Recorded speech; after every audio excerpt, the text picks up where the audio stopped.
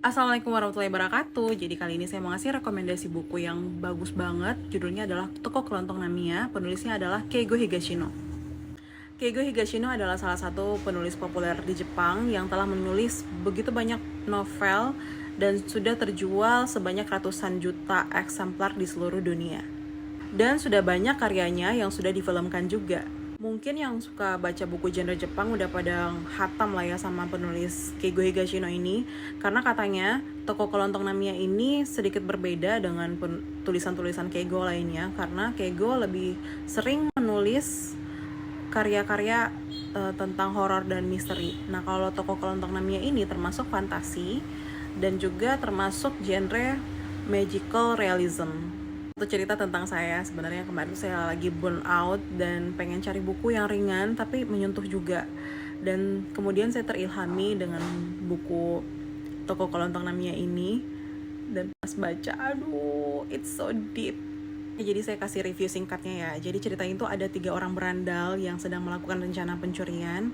Terus akhirnya mereka memilih untuk bersembunyi di sebuah toko kelontong.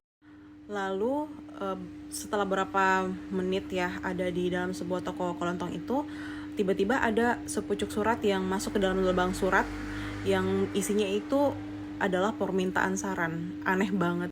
Alih-alih pergi dari toko kelontong itu, namun ternyata surat itu membawa mereka pada petualangan melintasi waktu.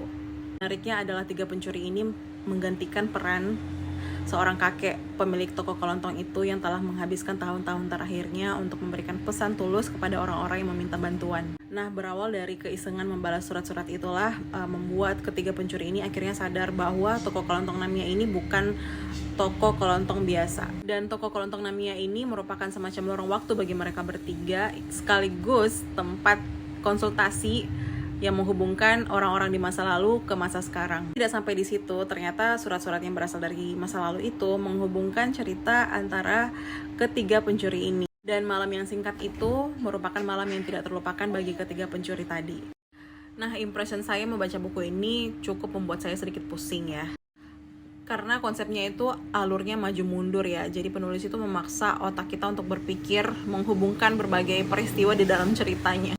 Tapi di balik energi saya yang terkuras membaca buku ini membuat ada kepuasan tersendiri setelah membacanya, karena isinya itu selain banyak pesan moral juga empati dari kakek Namiya. Terus balasan surat dari kakek Namiya itu isinya juga sangat deep banget, dalam banget, membuat saya tuh jadi sampai terharu, sampai ngangguk-ngangguk baca balasan surat dari kakek Namiya yang penuh dengan kepedulian, empati yang tinggi. Sekaligus berbagai macam konflik yang ada di dalam buku ini juga mengaduk-ngaduk perasaan saya. Terakhir, buku ini direkomendasikan buat kalian yang suka novel fantasi. Sekian dulu review singkat kali ini. Terima kasih sudah menonton.